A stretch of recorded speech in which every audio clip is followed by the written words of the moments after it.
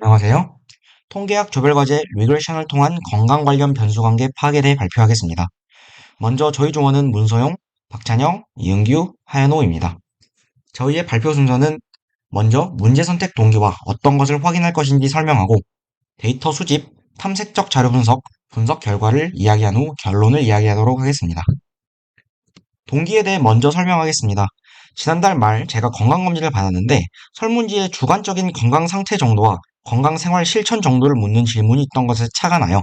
주제로 정하였습니다. 개인적으로 전 건강생활 실천을 잘하지 않아서 건강 상태 정도도 좋지 않다고 답하였었는데 전체적으로는 어떤 경향성이 있을지 궁금했습니다.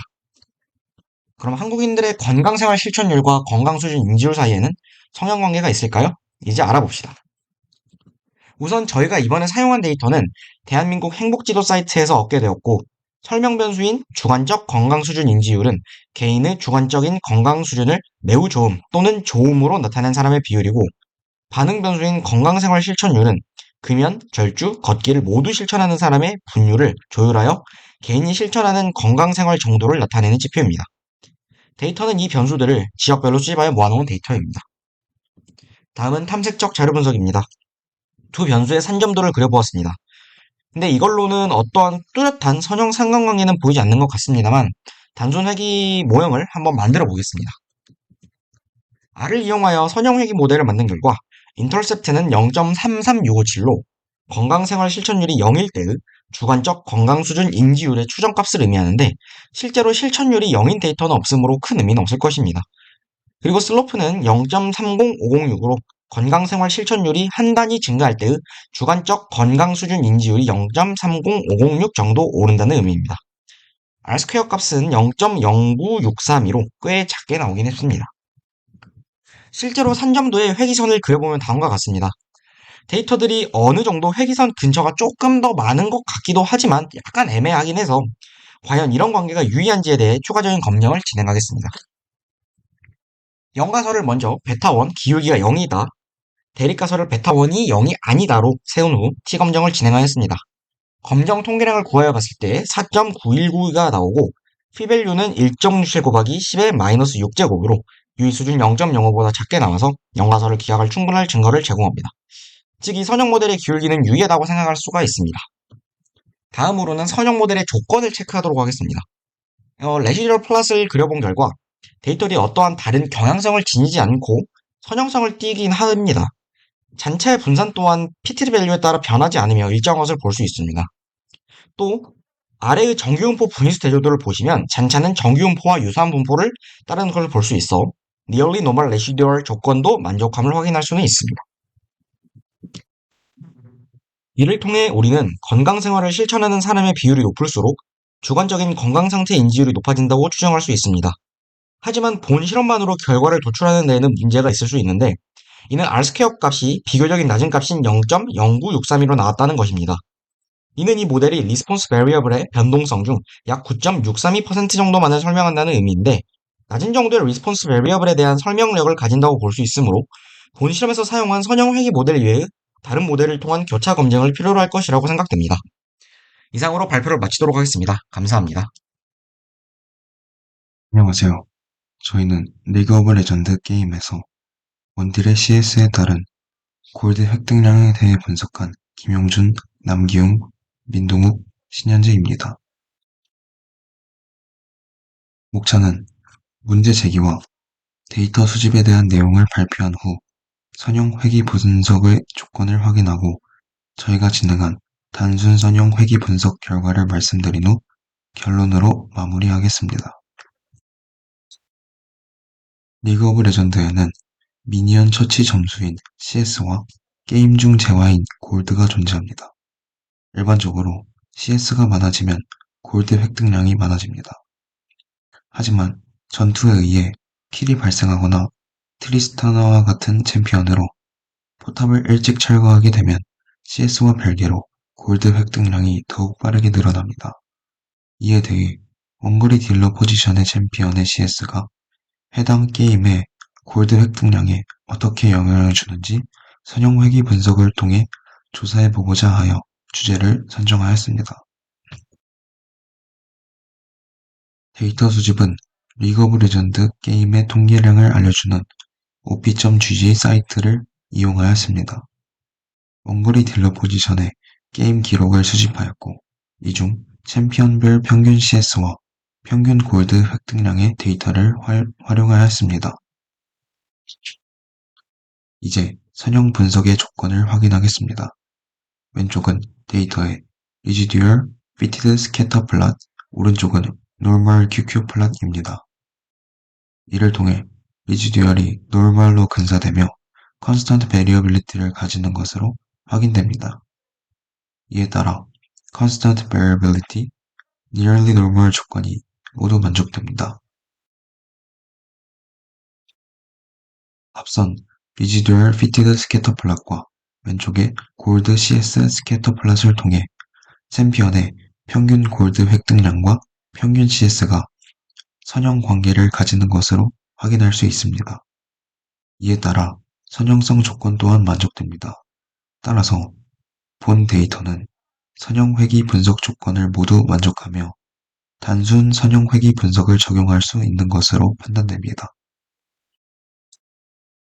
다음은 데이터 분석 결과입니다. R을 통해 데이터를 단순 선형 회귀 분석한 결과 골드 추정량은 37.436 곱하기 CS 더하기 5679.622라는 회귀식을 얻을 수 있었습니다. 기울기와 인터셉트, 전체 모델에 대한 p-value가 유의 수준 5%보다 작으므로 본 선형 회귀 분석 결과는 유의미하다고 할 수 있습니다. 다음은 결론입니다. 원거리 딜러 포지션에서 단위 CS당 평균 골드 획득량이 37.346 골드임을 확인할 수 있었습니다.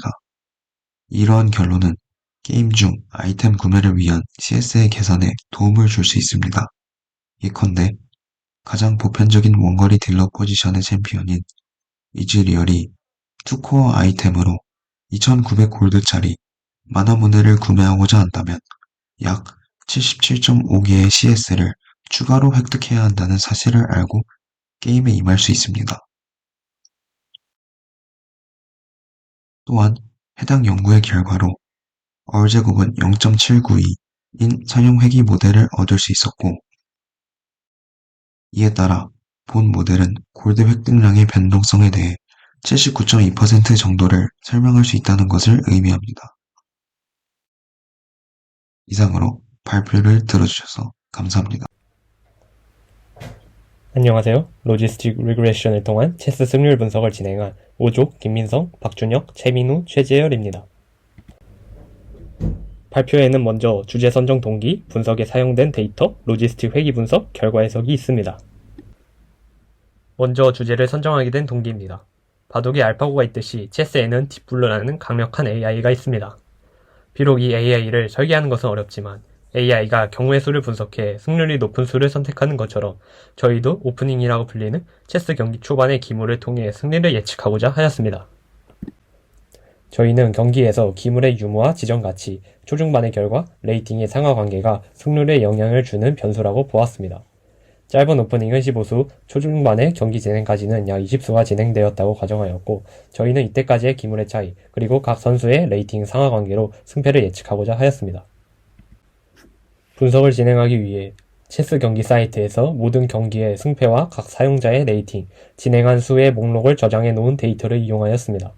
이 히스토그램은 X축이 턴수, Y축이 게임이 끝나는 빈도, 즉 n번째 수에서 게임이 끝나는 빈도를 나타내며 여기서 15수 이상 경기가 진행된 경기만 분석에 사용하였습니다. 수집한 데이터는 13,479개였고 턴이 35번 이상 진행된 경기, 승패가 확실히 결정된 경기만을 추출하였습니다.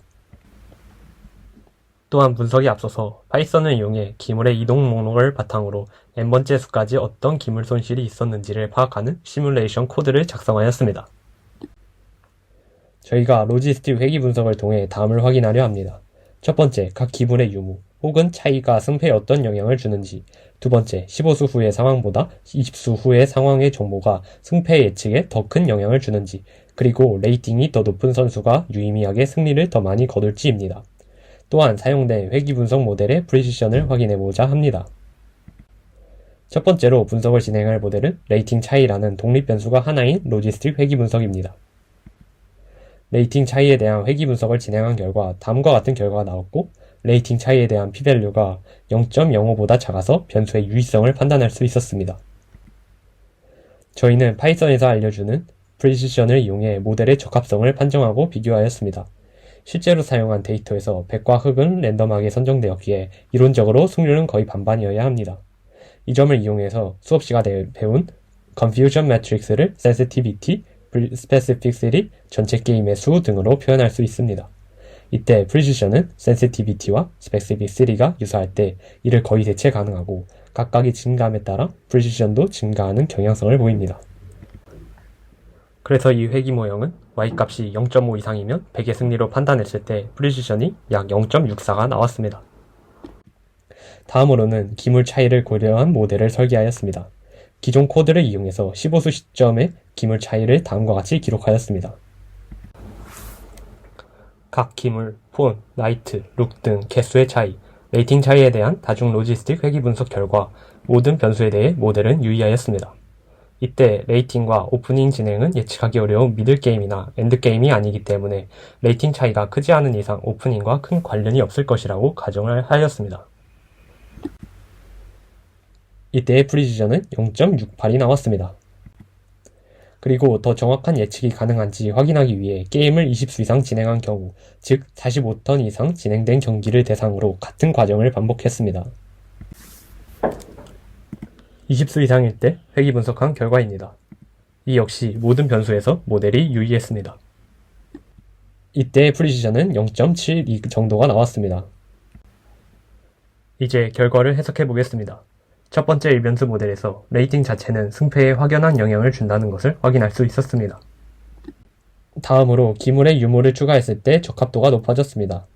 각 기물의 차이, 레이팅을 포함한 모든 변수에 대해서 모델이 유의하였습니다. 흥미로운 점은 클래식 룰을 기반으로 한 데이터에 한해서 기존 체스에서는 같은 점수를 부여하는 비숍이 나이트보다 승부에 더 유용하게 작용했다는 점입니다. 또한 15수보다는 더 많은 기물의 차이를 사용할 수 있는 20수에 대한 분석이 확실히 더 승패를 잘 예측했습니다. 비록 전반적으로 프리시션 자체가 아주 높지는 않았지만 그럼에도 체스에서 각 기물의 중요도와 레이팅의 중요도를 판단할 수 있었습니다. 감사합니다. 안녕하세요. 구조, 유튜브 영상의 길이에 따른 조회수의 선형 회귀 분석 발표 시작하겠습니다. 발표의 진행 순서는 다음과 같습니다. 먼저 이 주제를 선정한 동기를, 그 다음으로 실험 설계와 결과에 대해서, 마지막으로 결론 및 제언에 대해서 말씀드리겠습니다. 저희 조가 이 주제를 선정한 이유는 유튜브 영상을 시청할 때 유튜브 영상의 다양한 요소들이 어떠한 관계가 있을지에 대한 의문을 가지게 되어서이며, 특히 그 중에서도 영상의 길이에 따른 조회수와의 관계를 알아보고자 하였습니다. 저희는 먼저 지무비, 침착맨, 슈카월드 이렇게 3개의 채널을 분석하고자 하였습니다. 채널의 특성 혹은 채널별 시청자의 특성이 존재하기 때문에 하나의 채널만 분석하였을 때 편향된 값을 얻을 수 있을 것이라고 생각해서 서로 다른 분야의 세 채널을 선정하여 전체적인 경향을 보고자 하였습니다. 채널을 정한 뒤 채널당 50개 영상의 데이터, 즉 영상의 길이와 조회수를 추출하였습니다. 또한 이 영상들은 어느 정도 고착화되어 있는 조회수 자료가 필요했기에 시간의 영향을 최대한 줄인 1개월 전 영상에 해당됩니다. 이는 시간 순으로 추출하였으나 영상의 소재 자체가 무작위한 순서이기 때문에 선형 회귀 분석의 조건인 독립성을 훼손하지 않으며 나머지 조건인 등분산성과 선형성, 정규성은 실험을 진행하는 과정에서 말씀드리도록 하겠습니다. 다음으로 실험 진행 과정과 결과에 대해 말씀드리도록 하겠습니다. 저희는 먼저 산점도를 통해 시각적으로 선형적 연관성을 파악하고 상관관계 검증을 통해 통계적으로 유의미한 선형 상관관계가 존재하는지 알고자 하였습니다. 먼저 산점도를 통해서는 세 채널 모두 조금 퍼져 있기는 하지만 어느 정도 양의 선형관계를 가지고 있음을 확인하였습니다. 다음으로 상관관계 검증을 진행한 결과 지무비의 상관관계는 약 0.43, 침착맨은 0.48, 슈카월드는 0.59를 가짐을 확인할 수 있었고, 세 채널 모두 신뢰수준 95%에서 P값이 유의수준보다 작은 값을 가지기에 통계적으로 유의미한 선형 상관관계를 지님을 확인할 수 있었습니다. 다음으로 회귀 모형 및 적합도 검증을 통해 추정된 회귀 개수의 값과 회귀 모형의 통계적 유의성을 검증하였으며, 결정 개수를 통해 회귀 모형으로 설명할 수 있는 전체 자료의 3포의 정도를 파악하였습니다. 또한 잔차 분석을 진행하여 선형 회귀 조건인 등분산성과 선형성 그리고 정규성의 만족 여부를 확인하였습니다. 먼저 지무비에 대한 자세한 분석 결과입니다. 5.82의 기울기와 62.988의 절편을 가지는 회귀 모형을 얻었으며, 기울기에 대한 적합도 검정 결과 5%의 유의 수준에서 회귀 개수가 통계적으로 유의미함을 확인할 수 있었습니다. 그리고 결정 개수인 0.188을 통해 전체 자료의 3포 중 18.82%가 회귀 직선으로 설명 가능함을 확인하였습니다. 또한 회귀 모형에 대한 적합도 검정 결과 마찬가지로 유의 수준 5%에서 통계적으로 유의미한 모형을 가짐을 확인하였습니다. 마지막으로 잔차 분석을 통해 조건 만족 여부를 판단하였습니다. 잔차도가 특정 경향성을 가지지 않고 고르게 퍼져 있다고 볼 수 있기에 선형성과 등분산성을 만족하였으며 노멀 QQ 플러스를 통해서 정시성을 만족함을 확인할 수 있었습니다. 한창맨의 경우 지무비와 비슷한 결과를 얻었고 이때 결정 계수는 0.2271, 슈카월드의 경우도 비슷한 결과를 얻었고 이때 결정 계수는 0.3485로 지무비에서 슈카월드로 갈수록 전체 자료의 3포 중 더 많은 정보를 설명할 수 있으므로 해석할 수 있었습니다. 결론을 말씀드리기 전에 다시 한번 실험에 대한 정리를 말씀드리도록 하겠습니다. 본 실험은 유튜브에 업로드된 영상의 길이와 조회수 간의 유의미한 상관관계가 존재하는지를 알아보고자 진행하였습니다. 저희는 산점도 상관관계 분석, 회귀계수 및 모형의 적합도 검정과 잔차 분석을 이용하여 선형 회귀 분석을 진행하였고 이를 통해 조건을 모두 만족하는 통계적으로 유의미한 회귀 모형을 구할 수 있었습니다. 그리고 이를 통해 약 100분 이내 영상에서는 영상의 길이가 길수록 조회수가 더 많이 나온다 라는 해석을 도출해낼 수 있었습니다. 이 해석은 기존의 저희의 예상이었던 두 변수가 음의 상관관계를 지님에 대해 반대의 경향성을 지니고 있었습니다. 저희는 이에 대하여 총 두 가지의 해석을 도출해보았습니다. 첫 번째는 실험에서 추출한 데이터의 범위에 관한 해석입니다. 영상은 지루하다고 느끼는 시간의 역치가 존재합니다. 그렇기에 이를 넘기게 된다면 조회수가 줄어들 것입니다. 이는 역치가 되기 전까지는 음의 상관관계가 존재하지 않을 수도 있음을 뜻하고 저희가 추출한 데이터의 범위가 이 역치보다 작기 때문에 양의 상관관계를 가진다는 결론을 도출하게 되었다고 생각할 수 있습니다. 두 번째 해석은 유튜브의 수익 구조에 관한 해석입니다. 유튜브에서는 영상 길이가 길수록 더 많은 광고를 집어넣을 수 있고 이에 따라 조회수당 더 많은 수입을 얻을 수 있습니다. 그렇기에 긴 영상일수록 더 자극적이고 시청자가 좋아할 만한 영상을 제작하게 되고 그렇기에 영상 길이가 길더라도 더 많은 조회수가 나올 수 있다고 생각할 수 있습니다. 마지막으로 실험의 한계 및 발전 방향에 대해 말씀드리고 발표 마무리하겠습니다. 이번 실험은 세 채널 모두 같은 해석을 진행할 수는 있었지만 P값이나 R제곱에 대해서 채널별 정도의 차이가 존재하였습니다. 특히 지무비의 R제곱 값은 18%밖에 되지 않음을 확인할 수 있었습니다. 이는 지무비의 분석 결과가 전체 3포를 충분히 표현하기에는 한계가 있다고 판단될 수 있는 수치라고 생각됩니다. 다만 이렇게 차이가 날 수 있다는 것을 예상하였습니다. 분야의 특성 혹은 시청자의 특성, 영상의 썸네일 등 다양한 변인이 존재하기 때문입니다. 그렇기에 실험 설계를 진행함에 있어서 3개의 채널을 분석하여 전체적인 경향성을 확인하고자 한 것이었습니다. 이번 실험은 각 분야별 유튜브 채널을 1개씩 선정하여 영상 50개를 랜덤 샘플링을 했지만 더 많은 채널을 선정하고 채널별 표본 크기도 늘리게 된다면 보다 정확한 결과를 도출할 수 있을 것이라고 생각됩니다. 이상으로 발표 마치도록 하겠습니다. 안녕하세요. 서울시의 자전거 대여 수요 예측을 주제로 발표할 10주입니다. 먼저 목차는 다음과 같습니다. 저희의 주제를 선정한 동기, 자료 탐색적 분석, 첫 번째 모델을 통한 회귀 분석, 또 다른 모델을 이용한 회귀 분석, 분석 결과, 추가적인 논의 순서대로 발표를 진행하겠습니다. 요즘 여러 지역에서 시민들에게 자전거를 대여해주는 시스템이 많이 있습니다. 하지만 비가 오는 날이나 너무 추운 날에는 상대적으로 자전거를 대여하는 시민들이 적을 것입니다. 저희 조는 실제로 시간대, 온도, 습도, 풍속과 같은 요인들이 시민들의 자전거 대여 수요에 정말로 영향을 주는지가 알고 싶어서 서울의 자전거 대여 수요 예측을 주제로 선정하였습니다. 데이터는 UCI 머신러닝 레포지터리의 서울 바이크 쉐어링 디맨드 데이터 세트를 이용하여 자료를 수집하였습니다.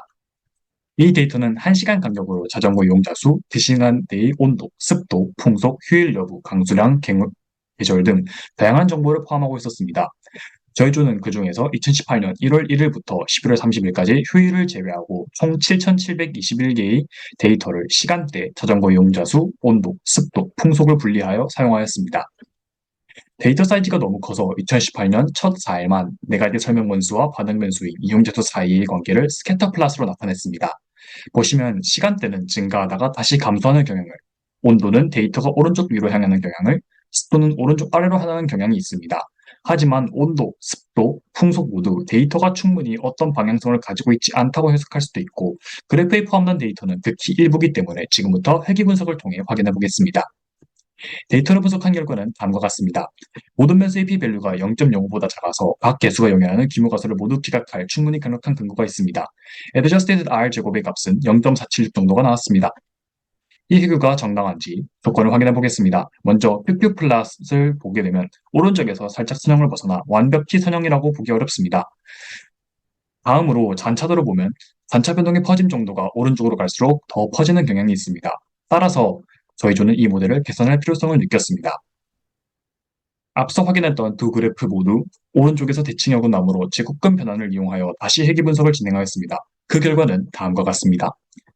마찬가지로 모든 변수의 p-밸류가 0.05보다 작아서 각 개수가 0이라는 기모가수를 모두 기각할 충분히 강력한 근거가 있습니다. adjusted r 제곱은 0.53 정도로 확실히 이전 모델보다 더 높아졌습니다. 이후 스텝 펑션을 적용한 결과 저희가 적용한 모델이 가장 적합하다는 것 또한 확인할 수 있었습니다. 이제 회귀가 정당한지 모델링 조건을 확인하겠습니다. 먼저 nearly normal residuals 조건의 경우 PQ 플랫이 아까보다 훨씬 선형에 가깝고 전체 히스토그램이 거의 노멀하므로 충분히 이 조건을 만족한다고 볼 수 있습니다. 다음으로 constant variability in residuals 조건의 경우 단차도를 보면 단차 변동의 퍼짐 정도가 일정하므로 이 조건도 역시 만족한다고 볼 수 있습니다. 세 번째로 independent residuals 조건의 경우 확인하기가 어렵습니다. 아무래도 새벽에는 저장고를 이용하는 사람이 적어서 이용자 수가 시간에 따른 영향을 크게 받을 수밖에 없습니다.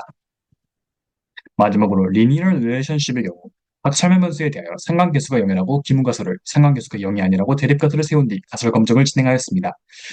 그 결과 모든 변수에 대하여 p-밸류가 0.05보다 작아서 기문가설을 기각하며 이 조건 역시 만족한다는 것을 확인할 수 있었습니다.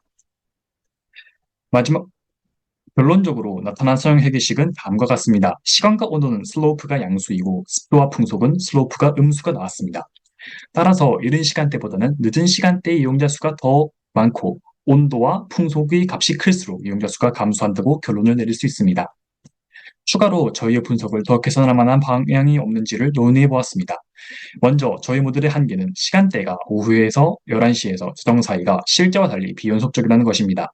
그리고 설명 변수가 저희가 제시한 것 외에도 여러 가지가 더 있을 수 있다는 점과 지구급 변환이 충분히 모델을 계산하는지에 대한 점이 있습니다.